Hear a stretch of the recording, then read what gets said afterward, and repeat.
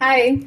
हम लोग हमारे होम टाउन में नहीं रहते हैं और जब भी कोई मिलता था और पूछता था कि आप कहाँ से हो, बाय डिफॉल्ट मेरे मुंह से यही निकलता था कि हम दिल्ली से हैं। फिर मेरा बेटा बड़ा हुआ, थोड़ी थोड़ी चीजें वो समझने लग गया। इतना भी बड़ा नहीं था, खैर 6 और 6.5 का होगा। और जब उससे किसी ने पूछा या हमसे किसी ने पूछा कि आप कहाँ से आते हो, तो उसने तुरंत ये कहा कि ये लोग दिल्ली से हैं लेकिन मैं मुंबई से हूँ।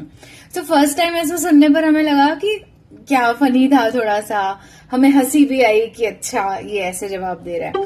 But later on I realized कि कैसे मैंने अपनी आइडेंटिटी या अपना होम टाउन बिल्कुल बोलना ही छोड़ दिया।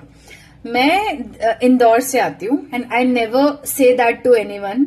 मुझे नहीं याद कि मैंने लास्ट किसी को बताया until someone is very close to me, उनको स्पेशली बता दिया होगा कि हाँ मैं इंदौर से हूँ। अदरवाइज यही होता है कि हाँ हम दिल्ली से हैं, दिल्ली में ये होता था, दिल्ली में हम ये करते थे, सो यही सारी बातें होती थी। But I realized that how clear he is in his thoughts कि हाँ अच्छा वो मुंबई इसीलिए बोलता है because he was born in Mumbai and that is not a big deal. ना ही it makes a lot of sense कि हाँ आई एम फीलिंग प्राउड कि वो तो अपना अलग ही बताता है। I am not saying that, I am just saying one thing that he is clear in his thoughts कि वो मुंबई में पैदा हुआ था, so he is from Mumbai. So here my point of saying all this is that like how as females we just adopt this patriarchy कि हम शादी के बाद हर चीज अपनी ऐसे चेंज कर देते हैं। शहर बदल गया तो ठीक है उसी तरह से बोलेंगे, बट हस्बैंड ये नहीं बोलेगा कभी। Like my husband would never say कि हम इंदौर से हैं या मैं इंदौर से हूँ, of course because he is not from there and I am not saying it in a negative way.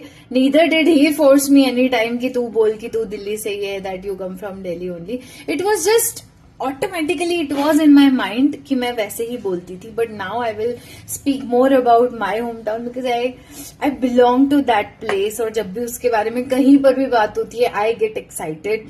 Second thing is that किस तरह से हम लोग सारी चीजें लाइक ये हमारी एक फेमिनिन क्वालिटी होती है कि हम बहुत जल्दी चीजों को अपना लेते हैं। जैसे शादी के बाद नाम चेंज होना, सरनेम चेंज होना। सो I tell my sun also कि ऐसा जरूरी नहीं है कि गर्ल का सरनेम चेंज होता ही है। If I was more aware 16 years back I wouldn't have changed my surname, I would have lived with that surname only with which I was born.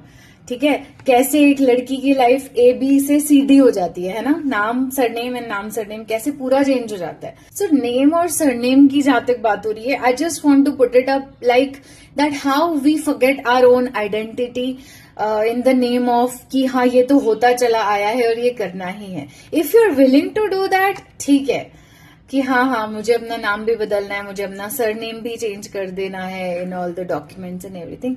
But if you are not willing to do so, if a girl is not willing to do so, which I see that many girls are not changing their surnames as well, which is completely fine. अब यहाँ नाम और surname की बात नहीं है, I am just talking on a broader picture that yes how we lose our identities when we connect with someone, है ना, किसी के साथ जुड़ने के बाद we forget our own identity, we forget our own roots. So हाँ, this is the correct word that we forget our own roots, we take ourselves for granted. So ऐसा मत करो.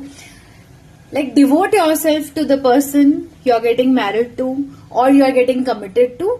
But yes don't lose your own identity. अब इसी बात पर I want comments कि what is your home town and क्या जाने अनजाने में ये गलती आप भी करते थे and what are your opinions about name and surname, change of name and surname. Surname तक ठीक है, but how much will you accept कि शादी के बाद आपका नाम तक चेंज कर दिया जाएगा? Please comment.